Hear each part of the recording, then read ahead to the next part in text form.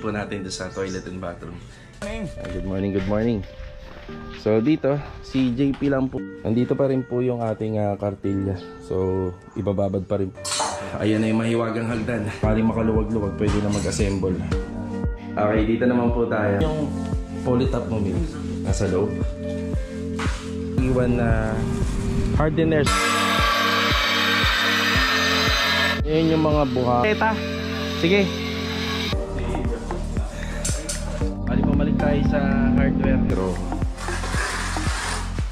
dito para ano? Kakapos. Basta kapag magpapalagay kayo nito, meron na kaming stock, bibigay na lang po natin doon sa ginagawa natin yan. Ayan, sir, tela, para yung liwanag or yung sunlight pumapasok po sa loob ng TV. Yes! Yes! Tapos dito tayo sa pinaka living space nito nga. Kahit nakahiga ka, hindi ka na may Shopee. Yan nga po pala dyan, may problema dyan, no? Inuumpisahan na rin namin kanina. Tapos dito, meron ilalagay si ma'am. Good morning po. Bali, araw po ng Miyerkules ngayon, August 30. Ayan, panibagong araw na naman po mga karos, and welcome back muli dito sa aming channel. So ito mga karos, update natin dito sa Phase 5. Meron na lang po tayong isang tinatapos na project, which is yung nandun sa Block 7. So interior lang po yun, yung up and down na interior. Total of 42 square meter kasama yung toilet and bathroom. Bali, tiling, finishing carpentry tayo at saka overall paint preparation. So hanggang sa matapos po siya. So ito, shoutout muna kay Sir Joben Erato from Lower Bikutan, Taguig. Yan, God bless po sa inyo. Tapos meron din mga nag-comment doon na naispatan natin dito sa may Block 17, yung huling ita-turnover natin na unit. Mula naman po kay Cleo Purse Mayani, kung tama po yung pronunciation. Maraming salamat po. Yung vanity mirror, kapag switch daw po natin yung parang nasa left side button niya, just in case daw na gumagamit tayo ng heater, hindi magpapag yung yung wall mirror natin. So hindi po siya magmo-moist. Yung po daw ang gamit nun. Yan, maraming salamat po sa inyo. Yan, pagbigay po sila ng mga suggestion kung paano po ginagamit yung vanity mirror with LED light na kinabit po natin sa toilet and bathroom. Yan, thank you so much. Tapos kay Ma'am Weng naman po, kay Ma'am Weng, tama po kayo, pero itatanong po natin sa client kasi yung paggamit po ng mga ganong kortina, yung mga makakapal, yung halos hindi nakikita yung loob. Hindi ko rin po alam kung may purpose po ba yan, kung bakit yun ang binili nila. Pero kung ako yung tatanungin nyo, yan, malaking tulong to kasi pinapaalala nyo. Mas maganda sana sa may bandang gitna na magkabilang curtain, medyo manipis lang para kahit pa paano yung liwanag po dun sa labas ay pumapasok pa. Yan, maraming salamat Ma'am Weng dun po sa inyong comment. Ito mga karosa, ipagpapatuloy natin yung project natin dyan sa Block 7 dito sa Phase 5. Kaya ito, samahan niyo po muli kami ngayong araw na to, and enjoy watching. Bale, ito mga karosa, nandito na tayo sa Phase 5 Block 7. So ito yung natitirang project natin dito na tinatapos na lang din. Okay, may dala nga po pala tayong tiles. Ito yung tiles na binili natin nung nakaraan. Tapos may dala na rin po tayong mga simento. Yan, 3 simento po ito. Dala-dala natin. Tapos yung tiles na yan, yung gagamitin dyan sa TV cabinet at saka wall access dun sa may pintuan ng toilet and bathroom. So ito yung mga kasama natin. Nandito si Louie. Good morning, Louie. Good morning. Yan, half day si Louie kahapon. Tsaka si Kuya Dinto. Good morning po. Good morning. Good morning, good morning. So dito, si JP lang po yung wala, nagpaalam po siya sa amin kahapon. Yan, may atinan na mahalagang bagay. Ayan si Bilog, good morning. Good morning. Tsaka si Jamil, good morning. Good morning. Good morning, good morning. Pinagtutulungan na lang po nila yung hauling natin. Tsaka si Master Jojo, good morning. Good morning. Good morning. Ito po yung installation ng tiles kahapon. Yan. Tapos yan, wala na nga po tayong stock. Ang stock na lang natin dito, 2 adhesive cement, tsaka itong semento na nandito. Yan. Yun, punong-puno na naman ang gamit. Dito na punta yung gamit. Ganyan po talaga kapag maliit lang yun, nire-renovate. Patintero po, no? Okay, may tiles pa po tayo. So yung tiles na yan, para dito po yan si Rojo paikot. Tsaka yung pinakailalim. So wala po tayong tinitira. Lahat nilalagyan natin kahit po tatamaan siya ng tambol natin. Plywood. So dito, paluwagin muna namin yung area. Kaya kailangan yung buksan yung mga pintuan. Tsaka para circulate yung hangin. Tapos sa carpentry tayo. Ipapatuloy po ni yung installation ng tiles. Si Louie, tapos si Kuya Dindo, tsaka si Jamil sa overall paint. Ayan. Okay, ayan yung materialis natin. Nandito pa rin po yung ating kartilya. So, ibababad pa rin po natin itong 30 by 60. So, kadalasan sa mga ganyang klaseng tiles, 30 by 60 or 40 by 40, lagi pong binababad yan kasi ceramic tiles po yan. Sa mga naman, 60 by 60, madalang naman po yung ceramic. Madalas po porcelain. Medyo maraming gamit, no? Kasi hanggang po kasi tayo. Hanggang finishing. Yan sa wall. Sa ceiling. Ayan, finishing tayo. Ayan. Tapos sa carpentry. Ayan. Ito may mga plywood na tayo. So sa carpentry, medyo marami po tayong gagawin dito. TV cabinet. Ayan, sa TV cabinet, naka-tiles po to. Tapos dito may cabinet tayo rito. Dito rin may up and down kasi may kitchen sink tayo rito. Yung gagamitin niya pala natin dyan sa kitchen sink, gawa na po yan sa plywood. Yan. Tapos sa taas may closet din po tayo. May closet tayo sa taas, doon sa may master's bedroom. Tapos yung dala-dala po natin na tiles, sa 32 pieces lang po yun. Kung sakali magkulang, habol na lang. Bali ito lang yung part na lalagyan pababa. Tapos yung gitna para makasave na kahit wala na kasi may tambol tayo para sa TV. Ayan na yung mahiwagang hagdan. Mahiwagang hagdan. Kailangan namin lagi ito kasi hindi abot tao na yung yung taas na yan, yung bahagi na yan. May hindi na naaabot. Tapos maano na rin po natin yung bintana. Naku yan, may sasara-sara na. Pag umuulan kasi yan naanggi dito sa taas. Tapos dito rin yan. Ayan, installation rin yan ng tiles. Yung wall accent na yan. Ayan, papaluwagin mo na. Kuya, may gamit na tayo dyan para sa bubong, ha. Baka magkalito-lito dyan. Meron na po dyan. Ayan, papaluwagin muna nila to. Ganun po talaga kailangan na paluwagin muna. Tapos hindi naman na masyadong masikip yung installation ng tiles kasi zero na lang, gilid-gilid na lang. Dala na rin pala natin yung sa ilaw, ito. Yan. Ilaw sa taas at saka dito sa pag-akit ng hagdan. Yan, may ilaw na tayo dyan. Yan. Okay, medyo marami tayo dito ngayon. Wala nga lang si JP, no? Pero sakto lang yung bilang natin. Ang bilang na yan. Nakapagbigay na rin ako ng reference kay Master Jojo para sa closet. Ang mangyayari ngayong araw na to, tabas. Sakaling makaluwag-luwag, pwede na mag-assemble. Okay, dito naman po tayo. Ayan. Kaya pag may time kayo ni Jamil, pa-segregate na lang. Para maganda tingnan. Alam natin yung mga gamit. So dito naman po tayo. Ito yung inaasikaso nila, nila kay Dindo tsaka ni Jamil. Ayan, gagamit ng grinder ata si Kuya. May lilihain ng konti dun sa kornisa. Ito po yung natin, pintuan. Ang gusto ni Ma'am na finish dito, syempre finish nito natural varnish na mahogany. Pero gusto niya light color lang.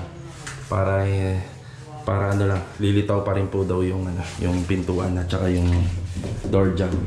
Yung ginamit po kasi natin sa ceiling at saka sa baba, medyo dark brown na kasi siya. Ayan. So yung pinapahid niya, po yan, sanding sealer na merong lacquer flow. Yan, nakabili na tayo kahapon yan. Yun nga, nababalik tayo sa hardware. Nalaglag yung hardener, nakalimutan. Wala kang dala ko yan. Hindi, punta naman ako ron kasi yun, binayaran na natin yun. Yan, automatic babalik tayo. May na kasi tayo rito, polytop at saka pula type. Ito. Patching compound. Kailangan patching compound. Mga 1 kilo lang pwede na. Ayan, tama-tama. Isasabay natin ito. Pull that right. Tsaka, nasaan yung polytop mo, Mil? Nasa loob. Polytop, ayun. Polytop pero walang hardener. Yan, buti na lang may pinabibili si Jamil yung sakto. Yan. Mil, bakit ba pinapahiran mo kagad ng ano yan? Para na dito yung hasbit. Ayun. Oo nga, no? Tingnan nyo. Mas buhay siya na, no? Mas buhay na siya ng konti kaysa dito. Pinasa pa yun, namin dito. Okay. Baka may kailangan ka pa yung pang sanding natin. Bala na. Hindi na po kapapaisahan din. Kalimutan ko lang dati. Pero ngayon hindi mo kailangan. Sige, sige. Okay, yan yung mga makikita natin ngayong araw po na to. Yan, umpisa na po nila. Okay mga karos, dala natin yung e-bike. Yung babalikan po natin yung nakalimutang hardener ng polytop. At saka bibili na rin tayo ng patching compound. Yan, sakto doon tayo bumibili ng patching compound. Mga 1 kilo lang daw, pwede na. Okay, tara. Medyo maambon. Yan, let's go, let's go. Yan, dito tayo sa hardware. Bali, ito yung binili natin, 1 kilong patching compound. Itong nasa loob, black screw to na uno media.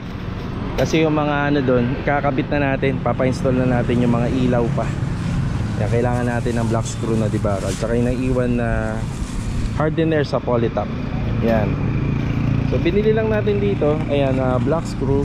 Ayan, 30 pieces yan. Patching compound yan, 60 pesos. Tara. Okay, dito na tayo. Ayan na. Kaya lagay ka lang dito kaya. Ayan, patching compound at saka yung hardener. Ayan. Itong mga black screw, uno media to. Uno media. Yeah. Tapos ito na yung ilaw dyan. Sa kwarto to. Yung mas malaki doon sa living space sa sala. Yan, may mga nakaabang na po kasi kaming ano yan. May mga nakaabang na kaming mga metal stud sa gitna. Doon nakakapit yan. Yung mga ilaw. Yan, bali ikakabit po nila yan mamaya. Ayan, umpisa na yung mga ano rito. Yung siroho. Medyo masikip lang dito sa hagdan. Ay, tinitira na ni Kuya Dindo yan.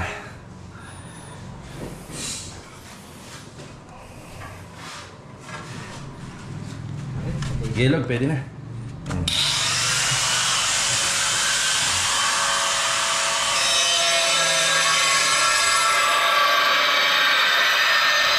Ayan yung mga buhangin. Sa nakikita ko, parang kasya na to. Kung magkulang to, siguro mga ilan sako lang. Konting-konti lang. Ayan. Ay, sa ano, maleta. Sige. I-ano ko na lang dyan, i-sketch ko. Ayan, nag-umpisa na kasi magtaba si Master Jojo ng mga plywood. Hinihingi niya yung sukat ng maleta. Importante po yun kasi kung ano po talaga yung mga ilalagay dun sa cabinet, kailangan na nakuha natin yung sukat na sa ano, may-ari. Gagawin ko muna. Bale, ito yung sa maleta, 19 by 28 by 12 inches. Ayan na. Kuya, makisuyo nga kay Jojo. Ayan, thank you.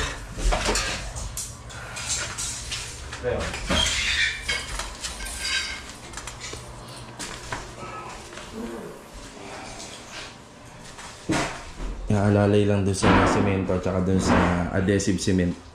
Pero gagamit pa kami yan dito. Kukulangin pa to dahil meron pa dyan sa hagdan at saka rito. Yung pahabol na lang. Bali, pumalik tayo sa hardware. Ayan, nagpabili na si Kuya Dindo yung pintor natin ng semi-gloss. 2 litro lang. Pwede na daw to dun sa cornisa, yung paikot. Gusto ni ma'am dun yung ano white na gloss. Ito semi-gloss pwede na. Umulan pa. Magkano ba?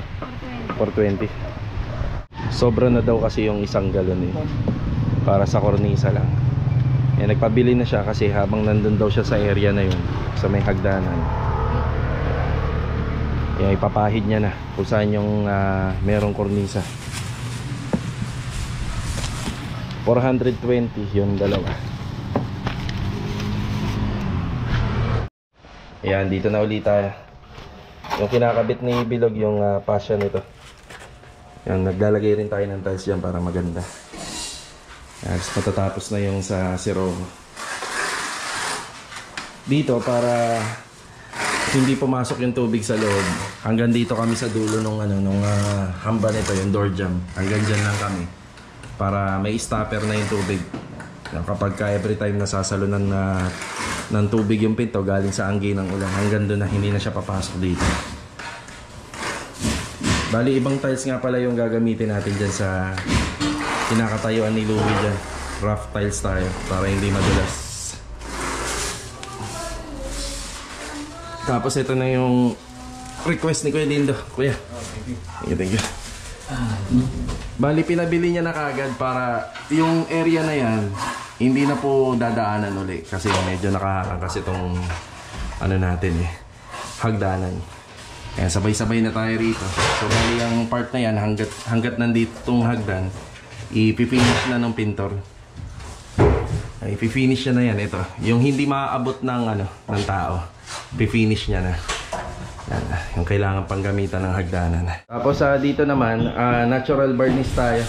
Natural varnish. Yung area lang na kailangan gamitan lang po ng polytop, yung pinopolytop dito. Hindi siya bubuuin. Natural kasi. Kagaya na narinig nyo kanina, pinapalitaw po rito yung pinakahaspi ng kahoy. Tapos sa Pulatite, yun yung gamit natin kasi ano siya, may texture siya ng kahoy kapag pinapahid. Ayan, binubuo na ni Master Joe yung framing. Tapos yung ginamit nating pambacking dito, yung 3-part na din na plywood. Ayan. Pero naka siya, naka-inset. Inset ba tawag dito, Joe? Naka-inset na. Hindi, kakapos yung kakapos? Lalabas yung niya, maleta. Maleta, okay. So nasa likod ka? Oo. Ayun. Sa maleta tayo pumasok. Okay, yun. Dapat kasi yung installation ng backing nito pag ganito. Ayan. Nasa loob siya. Ang mangyayari, overlap na. Nasa nakapatong tayo rito. Kasi yung maleta kasi yung pinagbasihan natin. Kung ganyan ginawa natin, mangyayari yung maleta nakausli, nakalabas.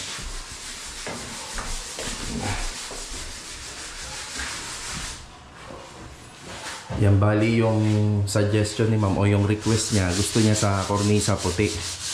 Sabi rin natin sa kanya, pwede naman yung tool white na lang din para isang isang kulay lang, pero mas gusto niya kasi ma-emphasize yung yung mga walls, yung kitang-kita yung kulay ng walls. Gumamit tayo rito puti sa kornisa. Bali yung finish gusto niya glossy para madaling punasan, madaling linisin.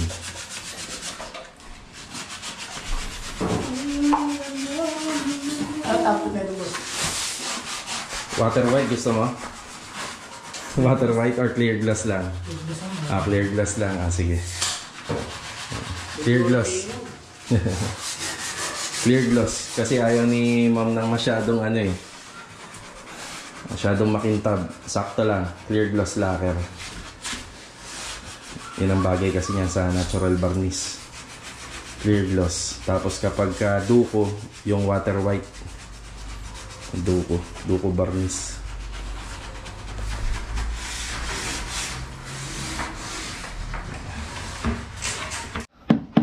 Ayan o. Additional na tiles dito sa fascia. Basta kapag magpapalagay kayo nito, maganda kasi ito pero wag nyong iuusli. Kailangan nakapantay siya rito sa door jamb para pag nagpalagay po kayo ng screen door, hindi po tatama. Nasa hulog tsaka flat yung framing. Importante dyan hindi siya nakausli. Maganda kasi tingnan kapag may ganyan, diba? Ito, bago mag break time, yan, dumaan muna tayo dito sa hardware. Bumili tayo ng 6 na hydraulic hinges, concealed hinges. Yan, C1 para doon sa ginagawang cabinet ni Master George.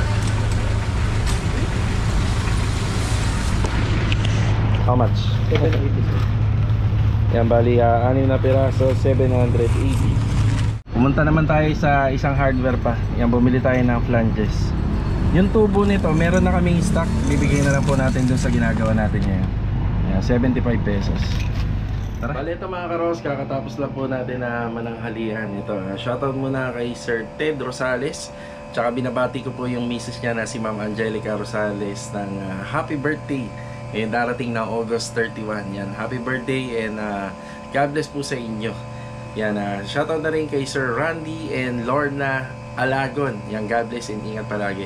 Also, happy birthday kay Ma'am Daisy Samonte from Imos, Cavite. Yan, ka-birthday niya rin po yung kanina na si Ma'am. Yan, happy birthday po sa inyo and God bless. Ingat po palagi. So ito mga karos, pupunta lang tayo ng Vista Mall. So bibili tayo ng doon, ng kortina para dun sa last project natin na tinapos. So kortinang puti, tapos ang gusto ni Ma'am doon, kagaya na sinabi ko kanina sa comment sa first intro natin, medyo manipis na tela para yung liwanag or yung sunlight pumapasok po sa loob ng living area. Tapos sa kanina, bumili tayo ng flanges. Ayan, meron pa tayong tubo rito na 1 inch. Saktong-sakto doon sa ginagawa nating closet na ginagawa po ni Master Jojo, ina-assemble niya. So ito, alis lang po muna tayo. After nun, update tayo sa phase 5. Tara! Okay, dito na tayo sa Vista Mall. Yan, kasama natin si Mrs. kaka si Chanel. Say hi, Chanel! Yan na. Ayan, tapos nabili na natin yung curtain. Bali, kulay puti ito. Medyo manipis lang yung tela nito para tagos nga po yung yung liwanag galing sa labas. Ayan, 500 plus. Ano yan, Chanel? Ano? So tara, dediretso na nga pala kami sa phase 5 after lang namin dito. Ayan na. Dumaan muna kami rito sa supermarket dito sa all day. Dapat Clover ka lang Sige, kunin mo, Chanel, yung gusto mo. Kunin mo, dali. Huwag yan. Anong wag? Kunin mo. This one? No, I want this one. Ay! Gusto niya talaga yan. Ano ka pumili budol ka. Shal ko muna si Mrs. at saka si Chanel. Ayun, tuwan-tuwa si Chanel. Ang budolera. Na, Chanel na. Yes, tuwan-tuwa siya. Yan na yung pasyal namin. Yan, didiretso na ako sa phase 5 after lang namin dito. Hop, yeah. Ganda ng weather. Sarap tumambay sa mga jamban to. Go, Chanel. Tuwan-tuwa eh. Tuwan-tuwa siya, oh, di ba? Sabi ko gatos lang eh. Yes, up here. Tara. Where's she going to arrow? Okay. Where's she going to arrow? An arrow is shush. English era si Chanel. Tara, Chanel. Ayan, dito na kami sa phase 5. Hanggang dito pinasyal ko sila. So ito, baka kasya na po dun sa ginagawang closet ni Master Jojo. Ayan si Bilog rito, nagsisegregate. Ayan. Opya.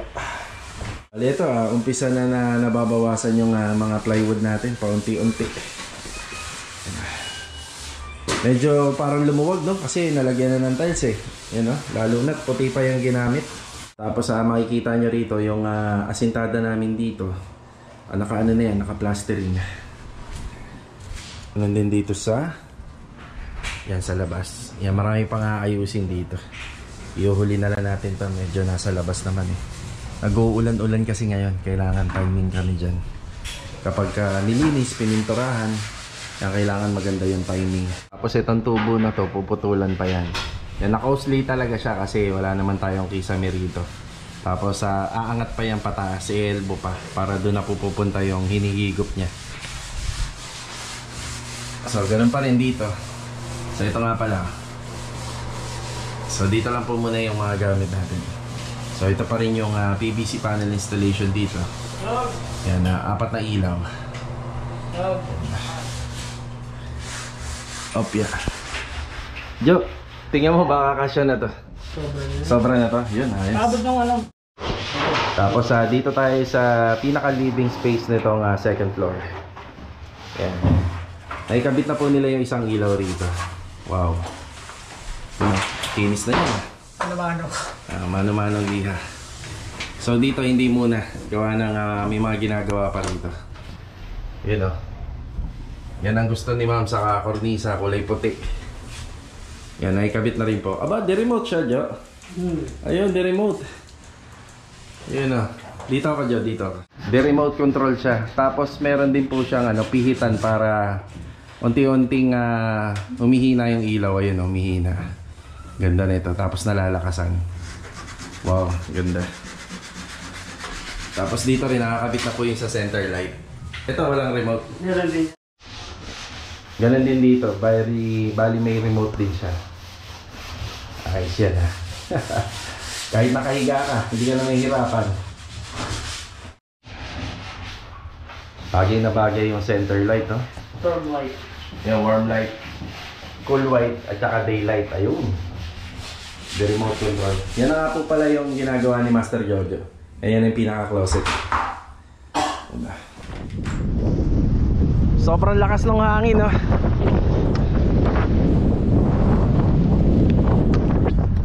Naputol yung pagbablog ko. Bali, lobat. Kumuha muna tayo ng extra battery. Sarap, lakas ng hangin.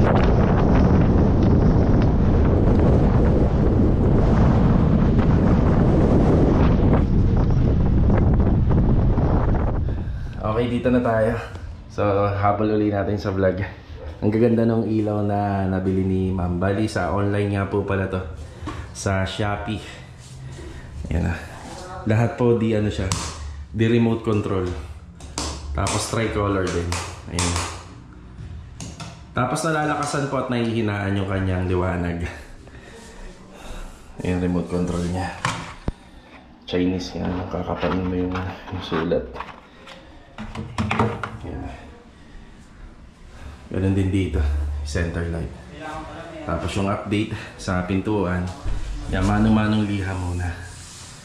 Yan, manong-manong liha. Kapag medyo na to, makinis na sa liha, yan, pwede na pong applyan ng sanding sealer.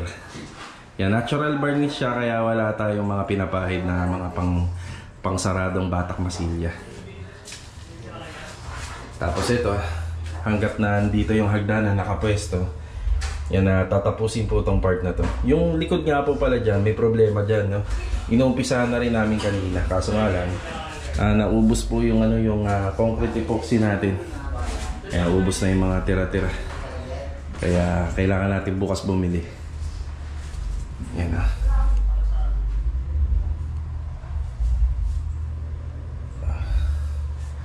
So kung sakaling hanggang sa matapos lang yan, pero babalikan pa po yan kasi may mga final retouching tayo.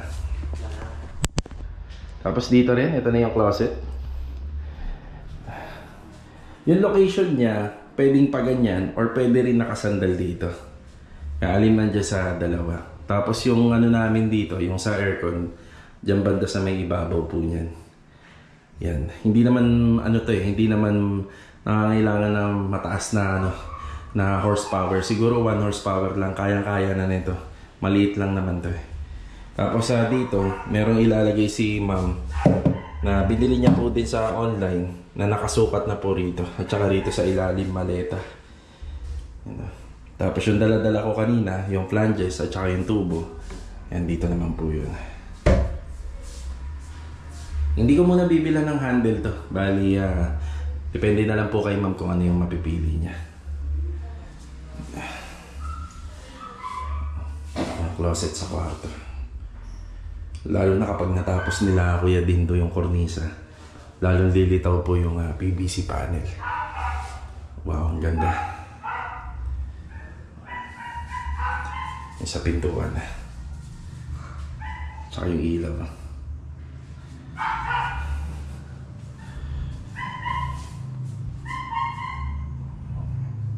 Ganda nito kapag natapos.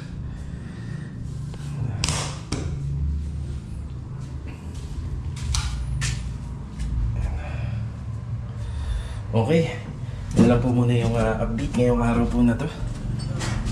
Yan yung installation din po ng tiles dito. Halos natapos na rin. O, diba? Sa mga susunod na araw, ipapaayos na po natin yung bubong sa taas. Repair and maintenance yun. Tsaka nga rin yun yung leak problem dito. Nabitin lang yan. Inuumpisahan na yan eh. Naubusan po ng materialis. Tapos unti-unti luluwag po to. Yan, itong area na to. Medyo masikip kasi nandito yung gamit natin. Tapos itong tiles na to, para po dito sa hagdanan. Alright. Tara.